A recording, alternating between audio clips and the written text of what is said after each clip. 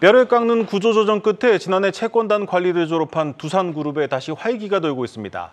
특히 미래 사업으로 주목받고 있는 소형 모듈 원자로, 로봇, 수소 등 분야에서 두산그룹이 산업 전면에 등장하고 있습니다.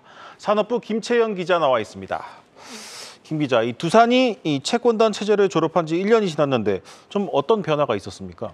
네, 두산은 2020년 불거진 유동성 위기로 산업은행 주도의 채권단 관리 체제였다가 지난해 2월 벗어났습니다. 네. 이 과정에서 사옥인 두산타워와 두산인프라코어, 두산솔루스 등의 핵심 계열사를 매각하면서 혹독한 재무구조 개선 과정을 거쳤습니다. 이후에 두산은 사업 구조를 중공업 위주에서 미래 신사업으로 재편했습니다. 소형 모듈 원자로, 태양광, 수소 등의 신재생 에너지와 로봇 등의 신사업 육성에 나섰는데요.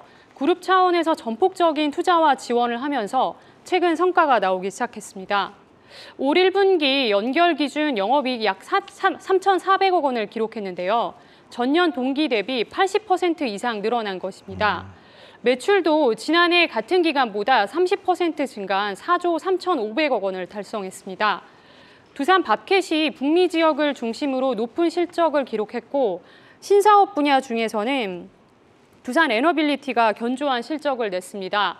두산 에너빌리티는 올 1분기에 벌써 올해 목표 절반 수준을 달성해 그룹 내 효자 역할을 톡톡히 하고 있습니다. 이와 함께 업계에서는 향후 두산의 성장을 이끌 부분으로 로봇 사업을 하고 있는 두산 로보틱스를 꼽고 있습니다. 네, 두산 로보틱스는 올해 하반기 상장 예정인데 벌써부터 시장에서 좀 주목을 받고 있습니다. 어떤 회사인지 좀 자세히 한번 살펴보죠. 네, 두산 로보틱스는 협동 로봇 분야의 국내 1위 사업자입니다. 주 두산이 지분 90%를 보유한 자회사인데요. 네. 협동 로봇은 사람이 하는 단순하고 반복적인 일을 도와주는 로봇인데 쉽게 말하면 사람의 팔 역할을 해줍니다. 네. 로봇이 음식점에서 커피를 추출하고 치킨을 튀기고 아이스크림을 컵에 담는 등의 일과 같은 단순한 일을 사람 대신 해주는 겁니다. 두산이 만든 닥터프레소라는 커피 로봇이 있는데 이 로봇은 18종의 이상의 음료를 만들 수 있는데요. 네. 우리가 흔하게 마시는 아메리카노를 단 45초면 만들 수 있다고 합니다. 협동 로봇 제조사 중에서는 가장 많은 라인업을 보유하고 있고 또 25kg 이상 무게를 들 수 있는 모델을 출시해서 협동 로봇 제조사 중에서는 두산 로보틱스가 가장 앞서 있다는 평가입니다. 지난달에는 식음료 조리에 최적화되어 있는 신제품 E 시리즈를 출시했는데 앞으로 의료용, 서비스용 로봇까지 라인을 다변화할 예정입니다. 네, 많은 기업들이 이제 새로운 미래 먹거리로 로봇 사업을 꿈꾸는 있는데 아직 대부분이 이익을 못 내고 적자 상태를 보이고 있는데 이 두산 로보틱스는 상황이 어떻습니까? 네, 로봇 산업은 아직 초기 단계라서 투자비가 많이 들어가는 상황입니다. 전 세계적으로 로봇 산업을 주목하는 이유는 인건비 부담이 계속 늘고 있고 우리나라를 비롯해서 선진국들은 이미 고령화 사회에 진입해서 로봇을 통한 인력 대체 수요가 커지고 있기 때문입니다. 최근 인공지능이 고도화되면서 앞으로는 로봇이 단순한 조립뿐만 아니라 제조업 공정이나 서비스업에도 활용될 수 있을 것이라는 전망이 나오고 있습니다. 그래서 국내 기업들도 로봇 사업에 앞다퉈서 뛰어들고 있는데요. 삼성이 올 초에 레인보우 로보틱스에 투자하면서 로봇 산업에 진출했고 현대차 그룹은 이미 2020년에 보스턴 다이내믹스 인수를 하면서 전폭적인 투자를 하고 있습니다. 이 밖에도 LG, HD, 현대 등도 로봇 사업 확장에 적극 나서고 있습니다. 두산 로보틱스의 경우엔 아직 이익을 내고 있지 못하는데요. 매출은 매년 눈에 띄게 늘고 있습니다. 이 부분이 앞으로 성장이 기대되는 부분인데요. 2018년 매출 99억 원에서 지난해에는 4배 이상 증가해 450억 원을 기록했습니다. 올 1분기 매출은 106억 원으로 지난해 같은 기간보다 약 15% 증가했습니다. 다만 적자 개선은 앞으로 과제인데요.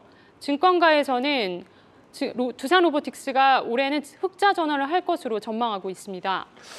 네, 이 기업 공개 IPO 시장이 아직까지 완전히 살아난 분위기는 아닌데 이 두산 로보틱스 상장 작업에는 차질이 없는 겁니까? 네, 두산 로보틱스는 이르면 이달 말이나 다음 달 초에 코스피 상장 예비 심사 청구를 할 예정입니다. 네.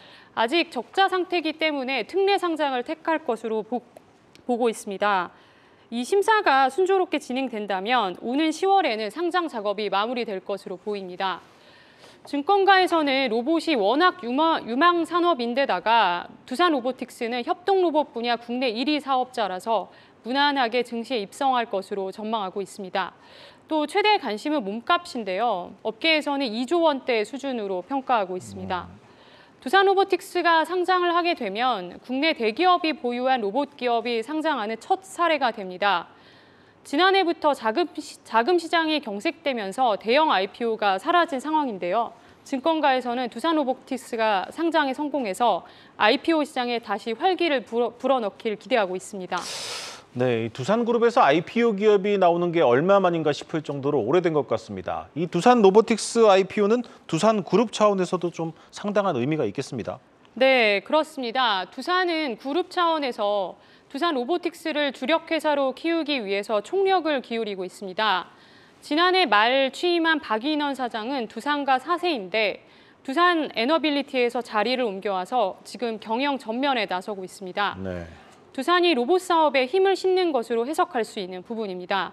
이번 두산 로보틱스 IPO의 경우엔 그룹 차원에서 추진하는 7년 만의 IPO인데다가 IPO에 성공해야 자금 조달이 원활해지는 만큼 관심을 쏟고 있습니다. 두산 로보틱스는 IPO를 통해 자금을 확보하게 되면 앞으로 추가 M&A를 하는 등의 사업 확장에 쓴다는 계획입니다. 네, 잘 들었습니다. 산업부 김채연 기자였습니다.